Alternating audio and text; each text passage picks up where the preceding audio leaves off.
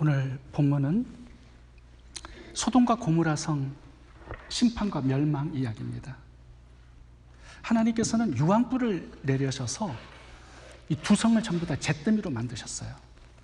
살아남은 사람은 단 3사람밖에 없었습니다. 하나님께서 소돔과 고모라 성을 멸망시켜야 할 그 이유가 뭘까요? 제가 본문을 묵상하면서 그게 되게 궁금했습니다. 왜 사랑의 하나님께서 이렇게 사람들을 죽이고 심판하고 그렇게 하셔야만 할까? 그 이유가 뭘까? 많은 사람들은 이 소돔과 고모라 성이 동생애 때문에 하나님의 심판을 받았다라고 말합니다. 물론 맞는 말씀이에요. 소돔과 고모라가 동성애가 굉장히 유행했던 도시입니다. 근데 그 성적인 타락 이전에 더 근본적인 문제가 하나 있었습니다. 그게 뭐냐 하면 사회적인 약자에 대한 폭력입니다. 그게 오늘 본문에 많이 나와 있어요.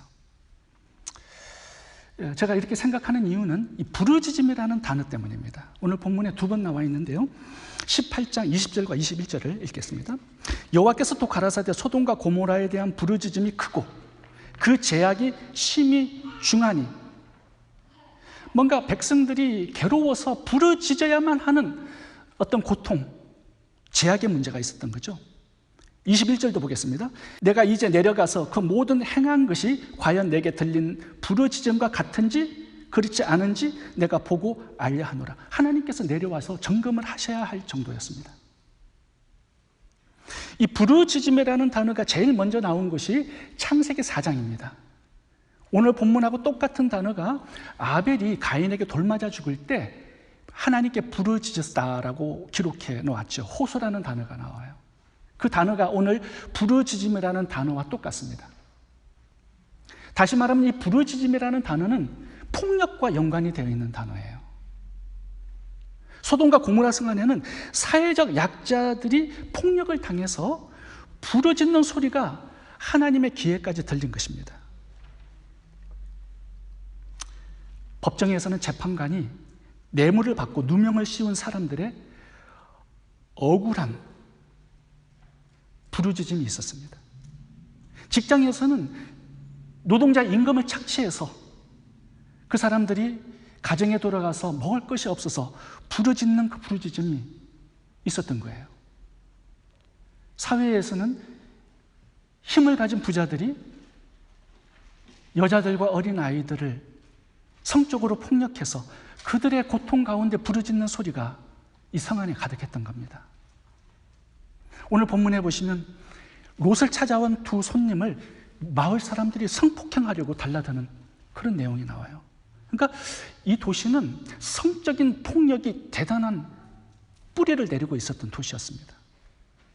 사회적 약자들을 향한 학대와 폭력, 이것이 소돔과 고모라의 멸망 원인이었어요. 근데 중요한 것은요, 이 소돔과 고모라의 사회적 약자들을 향한 이 핍박, 학대, 이 폭력이 이 성함에만 있었던 것이 아닙니다. 이스라엘 백성들 가운데도 있었어요. 놀라운 이야기죠. 성경을 보시면 이스라엘 백성들에게 가장 많이 지적하는 죄가 이 소돔과 고모라에 있었던 사회적 약자들에 대한 폭력이었습니다. 그리고 하나님께서 이스라엘 자기 백성들을 심판하고 멸망시켜야 되는 그 이유가 이 소돔과 고모라 상에 있었던 사회적 약자들에 대한 학대와 폭력이었어요. 굉장히 놀라운 이야기입니다. 이사야 1장에 보시면 이제 북이스라엘이 아수르의 멸망을 당하는 이야기가 나와요. 근데 하나님께서 왜 멸망을 시켜야 하는지 그 이유를 밝히셨습니다. 너희 소돔의 관원들아, 이스라엘 백성들에게 하는 얘기예요. 여호와의 말씀을 들을지어다. 너희 고모라의 백성아, 하나님의 백성들을 향하여 소돔과 고모라 백성들이라고 말하고 있습니다. 똑같은 죄를 범하고 있었다라는 거죠. 이사야 1장 11절 보겠습니다. 여호와께서 말씀하시되 너희의 무수한 재물이 내게 무엇이 유익하뇨? 나는 순양과 번제와 살찐 짐승의 기름에 배불렀고 나는 수송아지와 어린 양이나 수렴소의 피를 기뻐하지 아니하노라. 너희가 내 앞에 보이러 오니 이것을 누가 너희에게 요구하였느냐? 내 마당만 밟을 뿐이니라. 너희가 손을 펼 때 내가 눈을 너희에게 가리고 너희가 많이 기도할지라도 내가 듣지 아니하리니 이는 너희의 손에 피가 가득함이라. 이게 지금 소돔과 고모라에 있었던 죄악이에요. 사회적 약자들을 핍박하고 학대하고 피를 흘리게 만든 죄가 이스라엘 백성들에게 있었어요. 16절 보세요. 너희는 스스로 씻으며 스스로 깨끗하게 하여 내 목전에서 너희 악한 행실을 버리며 행악을 그치고 선행을 배우며 정의를 구하며 학대받는 자를 도와주며 고아를 위하여 신원하며 과부를 위하여 변호하라 하셨느니라. 내 고관들은 패역하여 도둑과 짝하며 다 뇌물을 사랑하여 예물을 구하며 고아를 위하여 신원하지 아니하며 과부의 송사를 수리하지 아니하는도다. 하나님이 자기 백성을 죽이고 멸망시켜야 되는 그 이유가 지금 소돔과 고모라가 했던 그 동일한 죄악이에요. 사회적 약자들을 학대하고 핍박한 것입니다. 그런데 더 이상한 건요, 남유다도 똑같아요. 이스라엘 전체가 부패했습니다. 북이스라엘이 망했다면 남유다는 보고 뭔가 배워야 되는데요, 남유다도 사회적 약자들을 괴롭혔어요. 이 죄를 언급합니다. 에스겔서 16장 49절을 보겠습니다. 내 아우 소돔의 죄악은 이러하니, 지금 이스라엘을 소돔의 형님으로 표현하는 겁니다. 그와 그의 딸들에게 교만함과 음식물의 풍족함과 태평함이 있음이며 또 그가 가난하고 궁핍한 자를 도와주지 아니하며 거만하여 가증한 일을 내 앞에서 행하였습니다. 그러므로 내가 보고 곧 그들을 없이 하였느니라. 멸망시키는 이유가 힘들고 어려운 이런 사회적 약자들을 책임지고 도와주지 않았다라는 거예요. 저는 성경을 보면서 불신자들은 그렇게 살아도 되는데 하나님의 백성들이요, 자기의 형제, 동족들을 힘들게 하고 그들의 것을 약탈해서 부자가 되어요. 과연 이룰 수 있을까? 이게 사실 일어난 일입니다. 이스라엘 백성들 가운데. 이스라엘 백성들은 소돔과 고모라처럼 적극적으로 그렇게 하지는 않았어요. 근데 문제는 뭐냐면 하나님께서 주신 축복을 가지고 그들을 무시해요, 외면해요, 무관심해요, 책임을 감당하지 않은 겁니다. 소극적인 그런 인생을 살아갔다라는 거예요. 그러니까 고아와 가부, 스스로 살 수 없는 자들은요, 눈물을 흘리고 배고파가지고 잠들고 고통 가운데 하나님께 부르짖은 거예요. 도와달라고. 근데 이스라엘의 부자들은 외면하는 겁니다. 책임을 감당하지 않아요. 가난한 자들을 구제하라는 그 명령에 순종하지 않아요. 책임을 회피하고 외면하고 무관심하게 살아가는 것. 그래서 가부들과 고아들이 배고프고 눈물 흘리고 슬퍼한다면 이것이 학대가 아니고 무엇이냐? 하나님께서 이렇게 말씀하는 겁니다. 오늘날 저희들의 삶을 돌아보면 우리가 가부들과 고아들을 짓밟고 그들의 소유를 빼앗고 학대하고 폭력을 행사하는 사람 단 한 사람도 없을 겁니다. 혹시 그런 분 계시나요? 손 들어보세요. 우리들 가운데는 없어요. 그런데 무관심하죠. 외면하죠. 책임을 감당하고 있나요? 좀 힘든 사람들이 내 앞에 다가오면 부담스러워하죠. 나의 것이 나가니까. 나밖에 모르는 그 이기적인 마음이 바로 소돔과 고모라의 죄와 똑같다라고 하나님이 말씀하고 있는 것입니다. 이것이 심판과 멸망의 이유가 된다라는 거예요. 우리는 그렇게 생각하지 않죠? 제가 무슨 죄를 지었습니까? 열심히 살았거든요, 하나님. 그렇지만 하나님은 하나님께서 주신 축복으로 사회적 약자들을 돌보라고 책임을 우리들에게 맡기셨는데 우리가 그 책임을 회피하는 거예요. 이것이 죽을 죄라고 말씀하는 겁니다. 우리가 학대받는 외국인 노동자들, 고아와 가부들, 장애인들, 병자들, 버림받은 사람들을 돌아보고 이웃사랑을 실천하는 데 관심을 가져야 되는 중요한 이유가 이것이 바로 우리가 심판을 피하는 길이기 때문입니다. 누가복음 17장을 한번 같이 보도록 하겠습니다. 설교 노트를 보세요. 우리가 살고 있는 이제 이 마지막 때를 하나님께서 어떻게 비유를 하셨냐 하면 소돔과 고모라 때와 똑같다라고 말씀하세요. 그들이 어떻게 살았는가 한번 보겠습니다. 누가복음 17장 26절부터 봅니다. 노아의 때에 된 것 같이 인자의 때도 그러하리라. 노아가 방주에 들어가는 날까지 사람들이 먹고 마시고 장가들고 시집가더니 홍수가 나서 저희를 다 멸하였으며. 노아의 홍수 심판에 백성들이 뭐 잘못한 거 죄가 있었었나요? 죄 없어요. 그냥 잘 먹고 잘 사는 것밖에 없어요. 자, 노아의 시대가 이렇고요. 또 롯의 때, 소돔과 고모라의 시대는 어떻습니까? 28절부터 보겠습니다. 롯의 때와 같으리니 사람들이 먹고 마시고 사고 팔고 심고 집을 짓더니 롯이 소돔에서 나가던 날에 하늘로서 불과 유황이 비오듯 하여 저희를 멸하였느니라. 인자에 나타나는 날에도 이러하리라. 어떤 죄가 없습니다. 여기에 뭐 집 짓고 장사하고 결혼하고 이거는 일상생활의 평범한 일들이에요. 그런데 이걸 가지고 하나님께서 심판을 하시고 있는 거예요. 왜 그럴까요? 하나님이 지금 주목하고 보시는 게 뭐냐 하면 혼자 잘 먹고 잘 사는 이기적인 삶을 지적하시는 겁니다. 사회적 약자를 책임지고 돌바른 하나님의 말씀을 외면하고 불순종하고 살아가는 이 삶을 지적하시는 거예요. 나만 잘 먹고 잘 살고 부유함을 누리고 사는 그 상태가 바로 하나님의 심판하셨던 소돔과 고모라의 죄고, 그것이 바로 종말의 심판의 사인이다라고 말씀하고 있는 것입니다. 제가 마태복음 25장을 자주 인용하죠. 마지막 심판 때에 무엇을 기준으로 하나님이 심판하신가를 잘 볼 수 있도록 마태복음 25장 마지막 심판의 때를 거기다 설명해 주신 것입니다. 하나님께서 무엇을 가지고 심판하세요? 사회적 약자를 책임졌느냐? 이걸 하나 가지고 심판하시는 겁니다.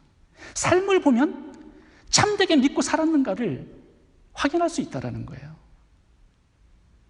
심판받은 한 달란트 받은 종의 삶을 봐보세요. 땅속에 달란트를 숨겨놓고 벗은 자, 줄인 자, 목마른 자, 병든 자, 나그네 돌보지 않습니다. 하나님은 그것을 심판의 이유로 말씀하시면서 한 달란트 받은 종을 영벌에 쳐버리십니다. 여러분, 우리가 적극적으로 사회적 약자들을 핍박하거나 학대하거나 폭력을 행사하지는 않습니다. 그런데 그들을 돕고 섬기고 책임지는 이 하나님께서 맡기신 사명을 잘 감당하고 있습니까? 이것을 우리가 잘 돌아봐야 한다는 것입니다. 우리 안에 소돔과 고모라가 있을 수 있다는 거예요. 두 번째, 소돔 고모라의 멸망 이유는 성적 타락 때문입니다. 19장 4절과 5절을 읽도록 하겠습니다. 그 성사람 곧 소돔 백성들이 노소를 막론하고 원근에서 다 모여 그 집을 에워싸고 롯을 부르며 그에게 이르되 오늘 밤에 내게 온 사람들이 어디 있느냐 이끌어내라. 우리가 그들을 상관하리라. 여기에 상관하리라는 단어가 히브리어 원어로 야다라는 단어를 썼습니다. 이 야다는요, 알다, 노잉이라는 단어인데 지식적인 노잉이 아니라 몸과 몸으로 서로를 아는 부부관계에 쓰이는 단어가 야다입니다. 그러니까 이것은요, 성관계를 의미하는 단어예요.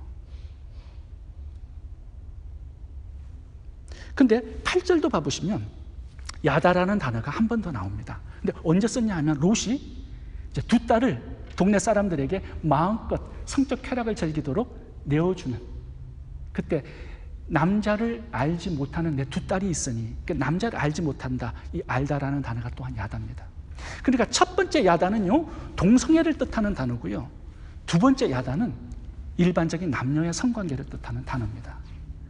보통 여기에 이제 동성애를 지지하는 사람들이 뭐라고 그러냐면 그 두 천사가 롯을 찾아온 거 첩자였다, 간첩이었다. 그래서 동네 사람들이 이 간첩을 잡으러 왔다라는 거예요. 동성애를 하러 온 게 아니라. 근데 야다라는 두 단어를 써서 분명하게 성관계를 의미하는 그것으로 하나님께서는 말씀하고 있습니다. 그렇다면 왜 동네 사람들은 동성애를 하려고 이렇게 몰려들었을까요? 그게 되게 궁금한 내용이죠. 보통 사람들 그렇게 못합니다.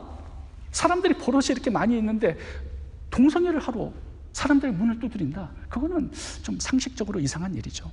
근데 그 시대상을 알아야 돼요. 이제 이 시대상이 어떤 시대상이었냐면 외부에서 사람들이 그 동네로 들어오잖아요. 그러면 세 가지 반응을 보입니다. 첫 번째 반응은 뭐냐면 이 사람이 약자잖아요. 남자를 죽이고 여자를 빼앗고 자녀들을 빼앗아 옵니다. 그리고 그 소유를 다 빼앗아 와요. 시대상이 그랬어요. 전쟁이 많이 일어나는 시대상이었고 약탈을 해서 부자가 되는 그런 시대상이었습니다. 근데 상대가 너무 강해. 막 군사도 있고 아브라함처럼 318명의 막 군인들을 거느려 그런 화친을 맺어요. 그래서 땅도 좀 내어주고 화친을 메워서 서로 공생의 길을 걸어갑니다. 근데 세 번째 방법이 이 소돔과 고모라 성이 했던 방법이에요. 무슨 방법이냐 하면 외딴 사람이 들어오잖아요. 그러면 동성애로 성폭력을 가해요. 그렇게 해서 이 사람을 굴복시키는 겁니다. 사회적 강자에게 감히 반란을 일으킬 수 없도록 완전히 죽여놓는 게 동성애 성폭력이에요. 그렇게 해서 내 밑에 완전히 굴복해서 꺾어버리는 겁니다. 달라들지 못하도록. 아버지의 모습을 깨뜨려 버리죠.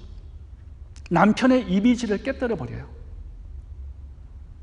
남자로서의 자존감을 유지할 수 없도록 굴복시켜버립니다. 그래서 스스로 굴종적인 그런 삶을 살아갈 수 있도록 만드는 것이 동성애 성폭력이었는데 이게 소돔과 고모라 성에 있었던 이야기입니다. 성폭력을 통해서요, 강자의 위치를 확실하게 굳히는 거예요. 한 가정의 아버지가 완전히 수치감을 가지고 스스로 종처럼 내 밑에서 살아갈 수 있도록 강자가 약자에게 동성애적인 성폭력을 가하는 이 죄가 소돔과 고모라의 죄였습니다. 하나님은 이것을 가지고 진노하셨고 또 이성을 멸해버리겠다라는 결심을 하시게 된 거예요.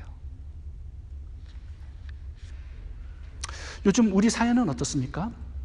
지금은 동성애가 유행을 하고 있어요.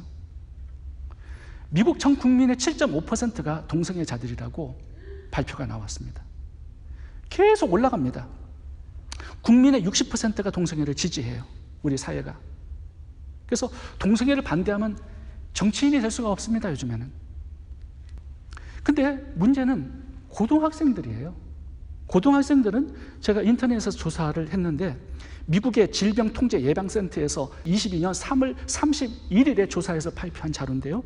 미국 고등학생 전체의 22.5%가 자기 자신을 성소수자 LGBTQ로 인식을 하고 있다고 발표를 했습니다. 22.5%예요. 10명이면 두세 사람은 동성애자예요. 고등학생들은. 이미 초등학교 때부터 그렇게 교육을 받고 자라왔기 때문에 그런 것입니다. 근데 목회자들도 동성애자들이 점점 늘어갑니다. 저는 아닙니다. 동성애자 목회자들을 안수해서 세워요. 각 교단마다 동성애자들을 받아들이기 시작했습니다. 제 아는 목사님은 감리교인데요. 일단 감독이 동성애자예요. 감독은 목회자들을 안수해서 세우는 직분이거든요. 그래서 동성애자 목사님한테 안수를 받고 목회자가 이제 다 되는 시대가 됐다고 한탄을 하셨습니다. 이런 시대를 우리가 살아가고 있어요. 종말이 가까웠다라는 사인이죠. 근데 우리가 한 가지 알아야 할 사실이 있습니다. 하나님께서 심판의 대상으로 놓는 것은 일반적인 동성애자들이 아니에요. 소돔과 고모라 성에 이런 힘을 가지고 약자들을 성폭행하는 그런 동성애자들을 대상으로 하나님께서는 심판을 하신 것이거든요. 제가 왜 이 얘기를 하냐 하면 제가 아는 목사님들의 교회에 동성애자들이 성도로 들어오는 경우가 많아요, 요즘에. 그리고 고등학생들은요, 성 정체성이 굉장히 혼란스러운 그런 시대를 살고 있어요. 22.5%가 그러니까. 자기 친구들이 다 그래. 그러면서 자기 자리를 찾아가는 사람들이 많아요. 그런 사람들 앞에 레이기스에서 동성애자들을 돌에 쳐 죽이라고 했기 때문에, 야, 이거 너 돌에 맞아 죽일 그 죄야. 빨리 회개해, 이놈아. 이렇게 하면 이게 언어적인 폭력이 되는 겁니다. 그런 사람들에게 이렇게 기다림, 포용, 중보기도 이런 것들이 지금 우리 시대에 우리에게 필요한 부분이에요. 제 친한 목사님이 계시는데 그 교회에 동성애 청년이 한 사람 들어왔어요. 처음에는 몰랐는데 이제 그분이 커밍아웃을 한 것입니다.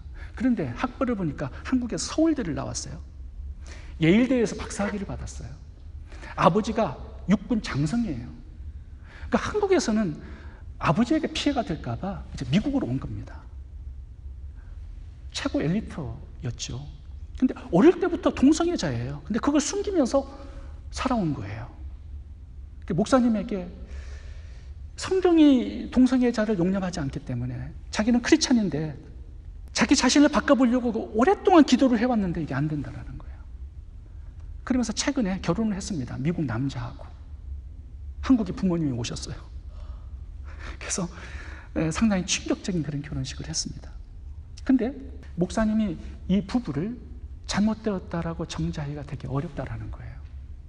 그래서 목사님께서 축복을 해주셨어요. 받아들이셨어요. 그 교회를 떠났습니다. 다른 성도들이 받아주지 않기 때문에 동성애자 교회로 떠난 거예요. 제가 교회를 구하기 위해서 바로 앞에 감리교단을 찾았습니다.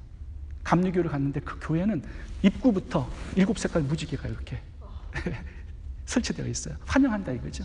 근데 거기는요, 전도사님도 동성애자고요, 목사님도 동성애자예요. 근데 제가 대화를 나눠보니까 가정을 가지셨어요. 결혼을 했어요.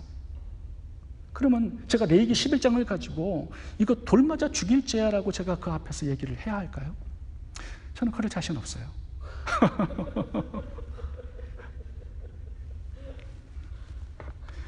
저는 그런 사람들이 사회적 약자라고 생각합니다. 우리가 언어적으로 폭력을 가할 수 있습니다.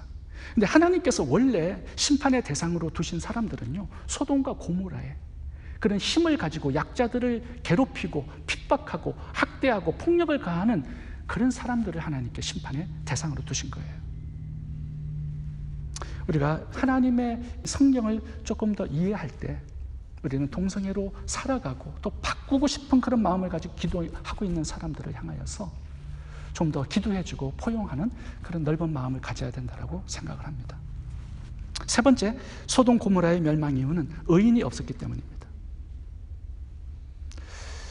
폭력도 있었지요. 성적인 깊은 타락도 있었습니다. 그런데 하나님은 이것 때문에 멸망하신 게 아니에요. 창세기 18장을 보면요, 하나님께서 아브라함을 찾아오셨습니다. 그리고 아브라함하고 대화를 나누시는데요, 하나님께서 소돔과 고모라 성을 이제 심판하려고 하는 그 마음을 아브라함에게 얘기를 해 줍니다. 근데 아브라함이 그 성에도 의인이 있을 텐데 이 의인들을 악인들과 함께 죽이면 어떻게 합니까? 하고 하나님께 따져요. 그러면서 하나님, 의인이 50명 있으면 이 성을 멸하실 겁니까? 하나님께서 아니, 내가 용서할 거야. 그러면 45명이 있으면요, 그래도 용서할 거야. 그러면 40명, 30명, 20명, 10명까지 6번 하나님께 기도합니다. 살려달라고. 근데 10명이 없어요. 하나님께서는 한 명도 없다라고 가르쳐 주셨습니다. 의인이 한 사람도 없었어요. 그렇다면 질문이 생기죠. 아니, 롯이 거기 있지 않습니까? 하나님을 섬기는 백성, 롯의 가정이 있지 않아요? 롯은 의인이었을까요? 저는 그렇게 생각하지 않아요. 왜냐하면 그의 가정을 한번 봐보세요. 동네 사람들이 롯을 찾아온 두 천사를 성폭행하려고 찾아왔습니다. 근데 롯이 어떻게 행동을 하죠? 두 딸을 성폭력하라고 내어줍니다. 동네 사람들에게.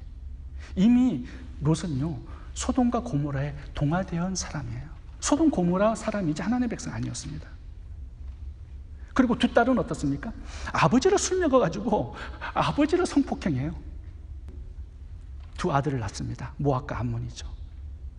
이 가정이 정상적인 가정일까요? 하나님 섬긴다라고는 말을 해요.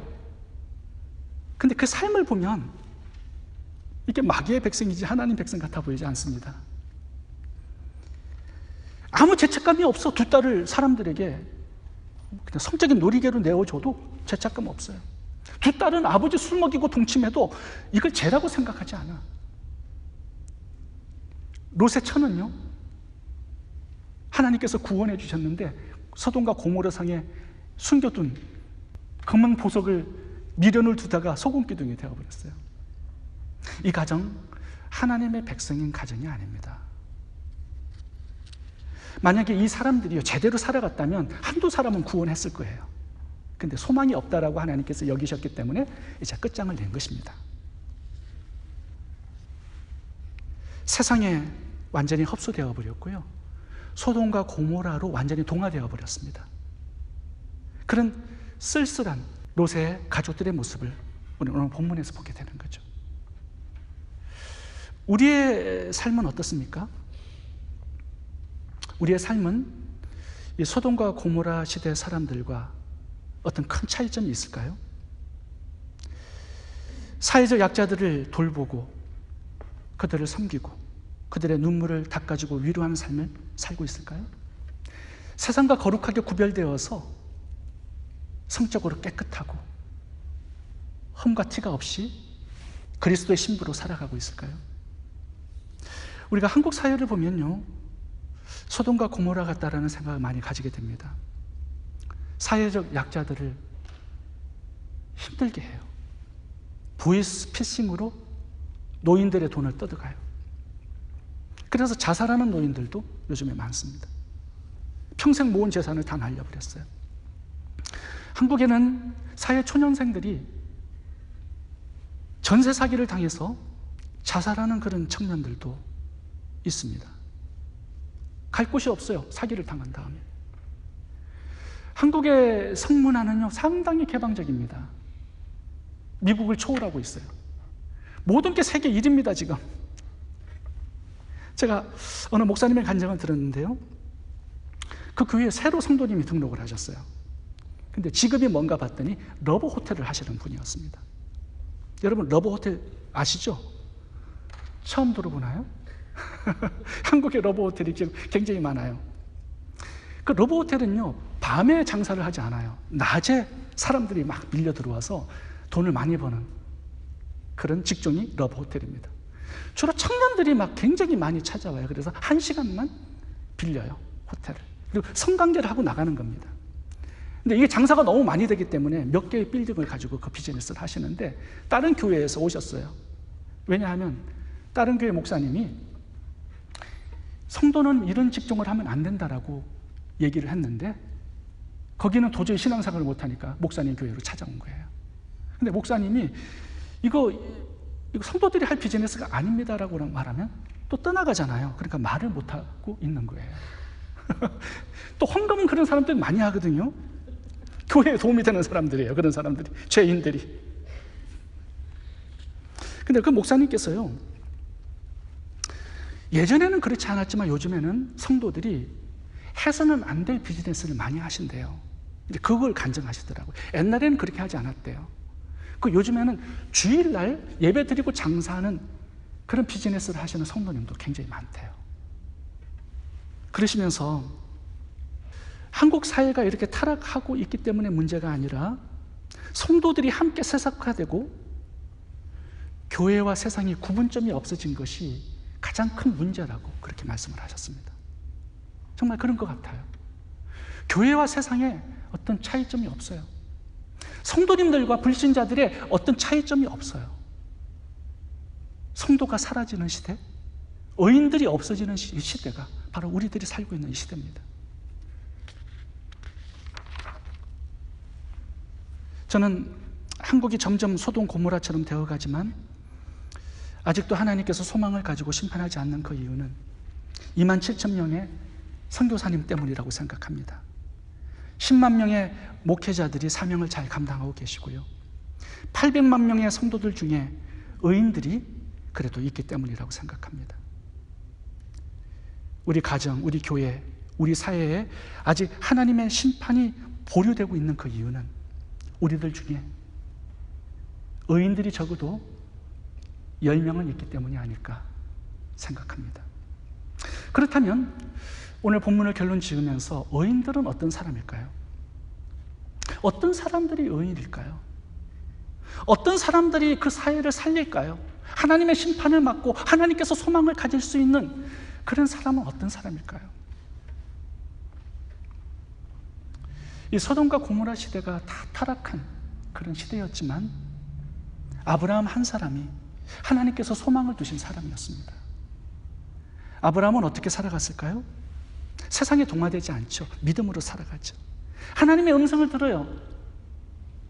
하나님의 말씀에 순종합니다. 하나님께서 318명의 힘을 주셨을 때 사회적 약자들을 구원해내죠. 하나님 주신 힘으로 사회적 약자들을 돕습니다. 심판하고 멸망해야 할 소망 없는 사람들을 위해서 아브라함은 중보기도 합니다. 하나님께서 완전히 포기하신 그 사람들을 붙잡고 하나님께 살려달라고 중보기도를 해요. 이런 사람이 의인이라는 거죠. 애굽에는 요셉이 있었습니다. 바벨론에는 다니엘과 세 친구들이 있었고요. 페르시아에는 모르드게가 있었습니다. 소돔과 고모라 시대에는 아브라함이 있었던 거죠. 하나님은 세상과 동화되지 않고 거룩하게 사는 의인들이 10명이라도 있으면, 아니 한 사람이라도 있으면 이 세상에 소망을 가지겠다라고 말씀하고 있습니다. 그 한 사람이 우리가 되기를 원합니다. 세상은 약자를 학대하지만 우리는 약자를 섬기고, 세상은 더럽지만 우리는 깨끗하고 정직하게 살고, 세상은 쾌락을 쫓지만 우리는 진리를 쫓고, 세상은 넓은 길로 가지만 우리는 좁은 길로 가고, 세상의 빛과 소금이 되어서 이 세상에 소망을 주고 구원의 통로가 되고 바른 길을 알려주는 거룩한 하나님의 성도로 살아가는 이 은혜가 저와 여러분들에게 있기를 바랍니다. 기도하겠습니다. 좋으신 하나님,